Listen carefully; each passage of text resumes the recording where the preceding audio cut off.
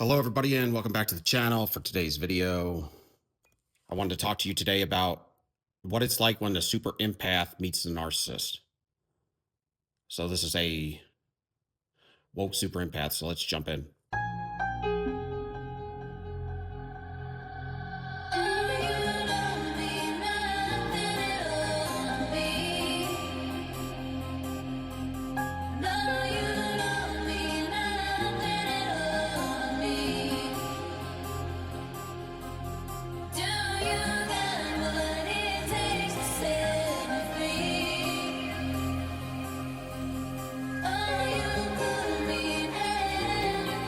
When a narcissist meets a super empath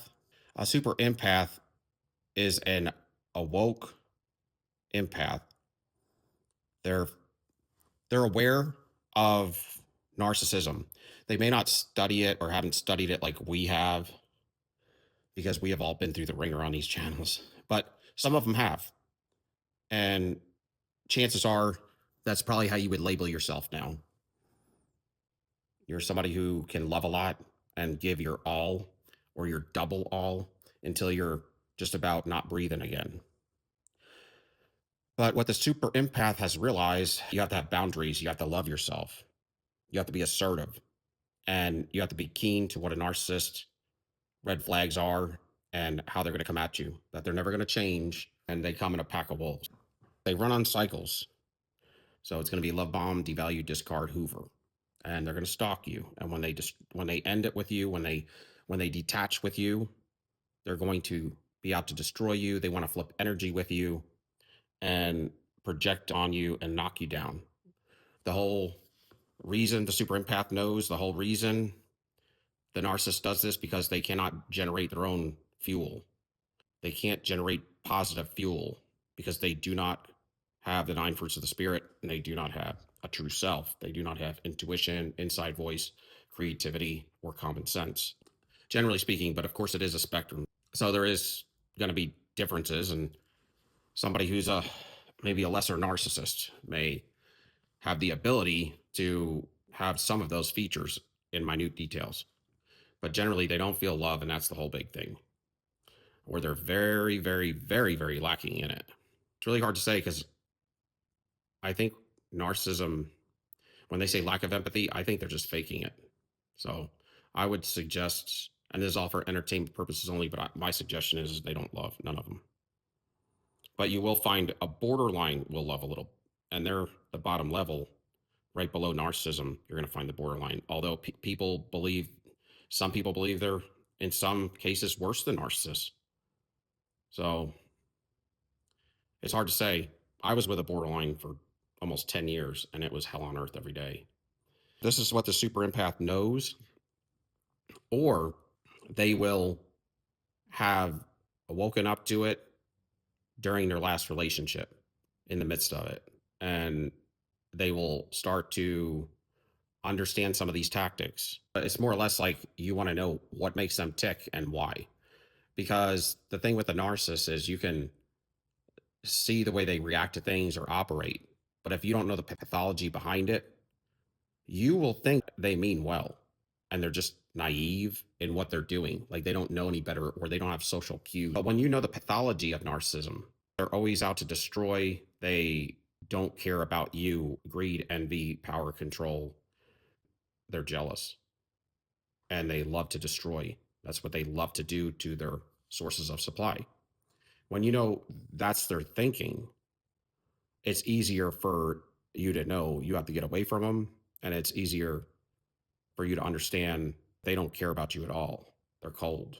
And knowing they're fixed and they're not going to change, they're always going to lie to you. These are things the super empath will start to learn, or you'll learn these things. Like I said, in the midst of the relationship, you'll wake up. So there's two things. There's the super empath that wakes up in the middle of the relationship through the trauma, and they start to educate themselves because they've had several others in the past. So they were kind of half awoke. Several of their relationships that they've had all walked, talked, and acted very similar, and they were very destructive. And they have had healthy relationships before as well. It's not like every relationship they get into is going to be a narcissist relationship. Sometimes it's with another damaged empath, and that's not good either. You'll either have them wake up in the midst of it, or They'll have ended a relationship, studied this stuff, learned, got caught up on it, and now they're out doing their grocery shopping or wherever, whatever they're doing, and they run into an individual that asks them out, or they go on a dating site. It may take them a few dates, depending on how well their intuition, everybody's going to be different, and how well they have studied narcissism or how keen they are to it, how important it is to them. For me, it was very important to learn this stuff because it had been very destructive in my life. They will catch it at some point early on, maybe the first couple of dates. The super empath will catch it. Generally speaking, the super empath should catch it on the first date within the first 30 minutes. If you're good, I mean, if you're decent, it could be, it's very quick because there's certain things that our narcissist does that's just not like humanity. So it's pretty easy to pick up on, especially on a first date. But what will happen? So you have some are slower than others, and one of a couple things could happen. The super empath will catch on very quickly and either will end the date or finish out the date and cut them off, or it may take several dates and then they'll cut them off once they figure it out, or they haven't really learned the lesson. They haven't been destroyed enough yet. Like I was, I like the idea of somebody, but in all reality, that individual was not for me. I just liked certain things about the individual and I had too high hopes things would work out. And that individual was very destructive. Took me for, for a ride just like everybody else. But they may give them too much of the benefit of the doubt kind of situation. And they may continue on with them for different reasons. Sometimes there's an intrigue that comes with a narcissist because they act so funny, meaning they act so different than we do. It's kind of like as much as they look at you in awe, you kind of look at them like you're standing amongst an alien. Now, I'm not saying for us on these channels, we feel that way because we have been tortured and destroyed, and coming out of it, it was a lot of hard work. But I'm saying there's a point in time before that ultimate destruction from all the torment and the trauma occurs that you do kind of look at them like you want to kind of figure them out to some degree. And sometimes what will happen if they like the idea of the individual and they can't get over it, they may continue to date them, knowing they're possibly a narcissist, but trying to lie to themselves, which is a bad idea. And they'll lock themselves into a relationship with them at the beach. And it's kind of like you can't swim, but you're going to tell yourself that you can go in the ocean up into waist high and you'll be okay. And then you're going to turn around and come back out. Like you're going to try it out kind of thing. But when you get waist deep, there's turbulence that comes and it knocks you under and it drags you out further. And now you're in a position to where you could be no more. You could drown, right? And this can happen in the situation with the narcissist. Some super empaths will take this route where they'll just say, well, I'm gonna go into this waist deep and then I'm gonna turn around and come back out. I'm gonna see how it goes or whatever. And they may get waist deep, and because even though they are understanding narcissism and they're super empath, before they know it, what they think, how attached they think they are to them energetically and emotionally and all that is much worse when detachment occurs and it dawns on you. So it's a horrible idea, but some people have done it, and it's almost as if you got to at least halfway come out of a real narcissistic relationship again. It's going to be destructive. And again, you're going to go through all the smear campaigns and all of that stuff to where if you would have just ended it on the first date or the second day or third date, the narcissist isn't going to feel too bad because they're not going to take it like a really like too much of an injury. They may take it like an injury, but not to the point to where they may not smear you up and all that stuff. Because it's kind of like when you've just met somebody and you spent 4 hours at a restaurant with them and you went and saw a movie, took a walk. You only spent a short period of time with them. There's not enough time for anybody to get invested. But a narcissist is very sensitive. And if they don't have too much information on you, they can't find you if you met them on some website, which is, I'm not suggestive of that, but that's kind of common. So if you block them and you met them out, I would suggest you meet them out and you drive your own vehicle on your first few dates because you don't want them to know where you live, and you don't want them driving you home, and you want to be able to leave when, if and when you need it to, until you get to know somebody. This is more for, it's for anybody, but females especially. I'm not suggesting or giving a stamp of approval to online dating because I know there's so many narcissists on there. It's probably 80% or something. And the rest of them are probably, there's probably a lot of broken type empaths on there as well, or toxic enablers.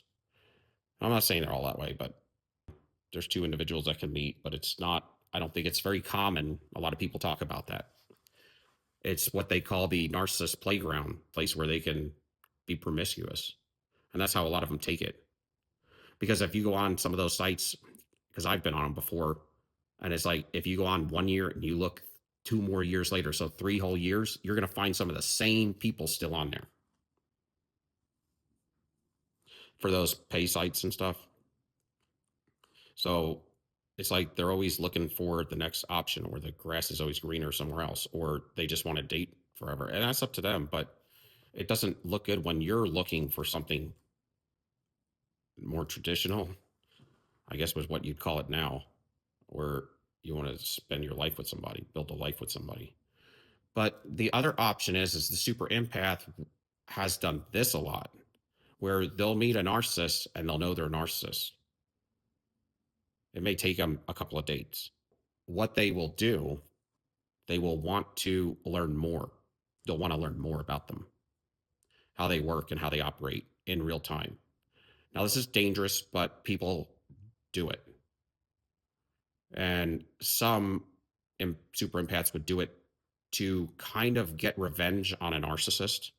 And sometimes it's to learn the narcissist a little bit more than just textbook or studying it. So they'll date them for a while and they'll just play their game, and they'll play stupid. Play stupid, and then they'll either try to get over on the narcissist and play them. I've heard stories about that. I don't suggest it. I'm just going over it. Or they'll kind of keep an extra eye out and really examine them. And all the stuff they've learned in reading material or online through coaches, they'll start to see how it's applied in real time. But they won't let their heart or their energy go. And the super empaths that go into it, and they're going to go into it waist deep. The problem with that is, well, a big problem, especially when you know it's a spiritual issue, it becomes much worse, in my opinion. That made it a whole lot easier for me to detach. I felt like that was somewhat of a benefit for me to find that out, because it was so much easier to say, okay, I'm done. And like I said, the pathology, knowing that they're not going to change and all that. But there's the other situation where they like the idea of them and they're going to go into it just waist deep and then come back out. So the people that go in waist deep, go into the ocean waist deep, and then they get stuck in there, it's because it's almost like you're dealing with somebody that's highly empathetic, and they're real keen in the emotional field. And an unawoke empath would not be in logic at all at some point, because they would allow themselves to get taken for a ride, and they would pull them down to their ego. So they would get utterly destroyed. But the thing is, a super empath and a narcissist are very energetically drawn. It's almost like the yin and the yang in a weird way. I I think there's going to be a lot of discrepancies on this, but in the initial, the high that comes with it is what I'm talking about. I'm not saying it's good, but it's almost like if you could picture somebody from heaven and somebody from hell meeting together. I don't know. But there is an energetic drawing that's greater in a lot of ways than other types of relationships. And if you hadn't had a lot of excitement in your life in the initial, now I know I'm going to get a rap for this from you guys, but in the initial first month or two, it could be a lot of good, feelings when you come together because the energy, but it's not good. But this is a reason why people will say to go in waist deep, but before you know it, you really don't know how bad you're trauma bonded until you both detach. Because I remember those types of situations. It's like I didn't think I would feel a certain way, and I did much worse. Pretty horrible. And they're always spelling and drawing you into these illusions and these fantasies and wearing the mask, and they're always gaslighting. They're always changing everything up. And once they get in your head, it's not good for you. The longer you speak to a narcissist, the better it is for them, for their outcome, because God told you not to do it. And if you know, then you get the full brunt of what happens. So you don't want to really play with fire, but these are different scenarios that will occur. And part of the reason is because that the energy. It's a very addicting very quickly for both of you. But it's something when you get a super empath and you get a narcissist together, it is very energetically engaging in the initial onset, the first month or so. But when you're waking up, let's say you don't know anything about this, but you've picked up on a lot of the details and you may have learned instinctively because you've been with them so long and had so many relationships. You know that you've just learned instinctively if you just shut up and if you gray rock, it's better for you. They could fight with a wall. They're going to smear your name up. If you know all these things, you will learn these things instinctively if you've been with them long enough. So these are things where you may be a three-quarter away super empath, and then this last relationship that you land yourself in another narcissist relationship, and you're waking up very quickly to it, and you become a super empath. And it's almost like you may not need any studying because there's always stuff to learn, but generally speaking, you have the idea of the framework very quickly within the matter of a week or two. And what will happen, you still are waking up. So the first several dates,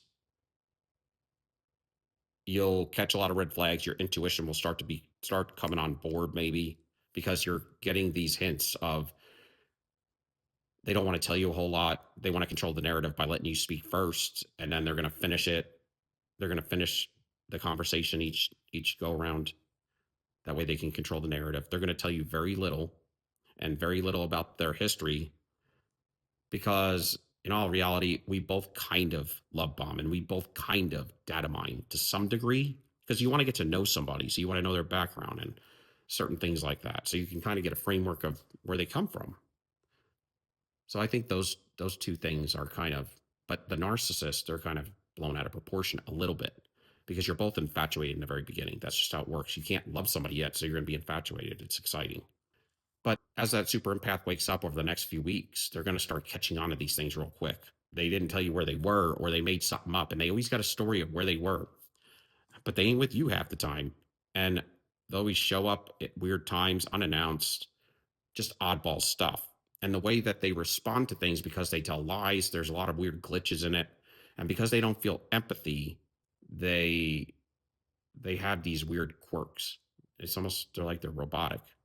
Same thing. If you had intercourse with them, you may find that out as well. You may pick that out, but you're going to be much more keen to it. And then you're going to start hearing all of the little rules. You might get a rage out or stuff like that. So the projection, and if you get far enough along, there's going to be the breadcrumbing and the indifference. But you're going to go through love bomb phase to some degree the same as you would, except you know better. So you're going to keep your energy drawn back as you're waking up, and you're not going to really give them a whole lot of information either, which this is going to kind of turn them on, not turn them on, but turn their keen abilities on as well, because you're not acting like they thought. Maybe you did when they first met you, but you're catching on real quick. And because you've had so many of these in the past, you're starting to go back to what you did in your last relationship toward the end. because you were waking up then. So you don't give a whole lot of information. You try to control the narrative a little yourself. You don't let them get you off balance, and you call them out on things like that's not right. Or you may argue with them. Or what you'll do is you won't say anything, but you'll just kind of study them. Similar to what I was suggestive of somebody who has read about narcissism and they just want to study somebody in real time. A super empath would do that if they were waking up in the middle of it to some degree. So you will study them. You won't say anything, but you'll know their game, and you'll start to catch on, and you're going to hold your energy back. It may get the narcissist to come back a little bit more because they're intrigued a little bit, or they always have to get power and control over somebody. So it's an interesting situation for them. It kind of keeps them going and challenges them a little bit more. They like a challenge and they want to have power and control over everybody. That's what energizes them. But they really can't do it to you. And what will happen is you may get in a certain kind of instances where you would argue and they may ghost you because you're going to be real truthful with them and you're going to tell it like it is at some point, and they will never move in with you. They move real quick and they want to move in with you. You'll know that that's not going to happen. You're not going to go for that. If you did, the narcissist knows a lot of that's future faking unless they plan on marrying you real quick because the mask is going to come off. They'll marry you and move in, but then you're stuck with them. They'll get you intertwined with things, so you're stuck with them. But if they're not going to do that, chances are the narcissist probably won't move in with you because somebody who's keen is going to catch on to all the cheating, lying, and the ways that they are very quickly. Because they're right there all the time, there's going to be less excuses, and they're going to always be out at weird times of the night with some fake. I mean, you're going to catch on. When they don't live with you, they can make up a lot more arguments for where they were and why they had to and why they can't see you because they're so busy. But if they lived with you, it wouldn't last 3 days with a empath or somebody of that nature. So they may promise you they're going to move in with you, or they may talk like that, but that's just future faking, unless, like I said, they're going to marry you in the next few months and then move in and get you screwed. But the super empath won't allow that. Generally, you'll just come together, and as the super empath wakes up, they'll draw back and it'll start to fall apart. And, you know, if you go long enough, like a month or so, they're going to start having small things because they're not going to try to scare you off and destroy you because they never really got power over you. So they're going to see it as a challenge that was unfinished. So they know if they smear you up and destroy you too much after only 4 weeks, that they'll never have another chance with you again. And they do want to have another chance with you again. They want to take you down. So they're going to keep biting at you. They're going to keep calling you once in a while and trying to breadcrumb you back into some sort of relationship or situationship. Or if you'll go for it, a third party where you're going to be like a secondary or tertiary, probably a tertiary source of supply, where they would come see you once a week and you just do it. And they would maybe stay the night, or they would just come over for a few hours, but it would be common enough to where you'd be a tertiary source supply. And this is what they do with people all over town. They have what people used to say when used to use key locks a lot. Now we have a lot of those touch pads, but they used to say the narcissist has keys to a lot of homes because they really did. They do. They like individuals that have no boundaries and that will allow them privilege to have no boundaries. And they'll be willing to. It's a trade with the narcissist. Everything with the narcissist is a trade. They don't love and they don't care. Everything is about objects and what you could trade one for another. So it is every situation a narcissist is in is looked at as a transactional form of love or whatever you want to call it. So what I'm saying is if you agree to be a tertiary source supply and just be seen by them once a week or once every 2 weeks or once a month as a third party or fourth party or whatever, then they will sleep with you. So it's kind of like that's the trade off. They'll sleep with you if you don't ask them any questions and you give them an open door policy with no boundaries, a sneaky link, whatever they call it. But truly, the narcissist is somebody they get around. The fact of the matter is, they get around, they're toxic. And until they can nail you down, get you to love them, and get you to trust them, and get you bonded through trauma, through the hot and cold, through your endocrine system, then they got you hooked. They're going to detach, they're going to breadcrumb you, and they're going to ghost you. They're going to never validate you for anything. Not that you need validation, but in a regular relationship, there is validation that you should receive for certain things, period. It's just respectful, and they won't do that. If you painted the walls in their home and did a great job and it took you all weekend and you pay for all the supplies and you get nothing but indifference after working 17 hours over the weekend just because you care about the individual and you get indifference, that's what I'm talking about. They don't validate, and they do it on purpose, or they're not going to spare or give up any of the fuel they do have that they've stolen from somebody else or from you. And they have to be above you. So it's a competition. And these are ways that they operate to assure they're going to be above you. They're going to downgrade you. And they never give validation unless they have to keep you on the line, to breadcrumb you, and to give you a break from all the trauma. They have to. Or they'll validate you when a situation occurs and you give them the credit. Like, oh, babe, I wouldn't have been able to do that without your advice, your help, your guidance, your money. Then they'll validate you because they got validated and they're the hero. So that's kind of how that works. But generally speaking, the super empath that wakes up, they may go with them for 4 weeks or something, or they'll agree to be their sneaky link or whatever. Their uh whatever. And that could be somebody who's doesn't know their worth. They could be a super empath, but not be fully into themselves the way they should be correctly. So they could be everybody's human, so they could be not loving themselves and being somewhat maladaptive, but still being a super empath. So that's kind of how that works. It's an interesting situation, but it's very energetic.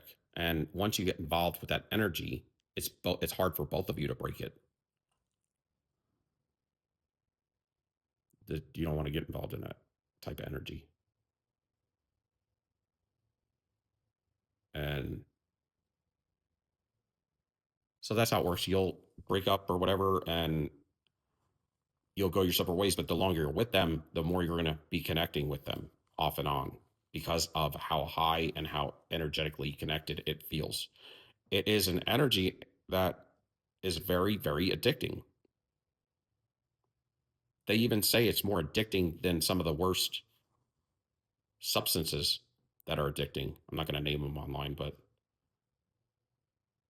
so breaking the narcissist relationship it's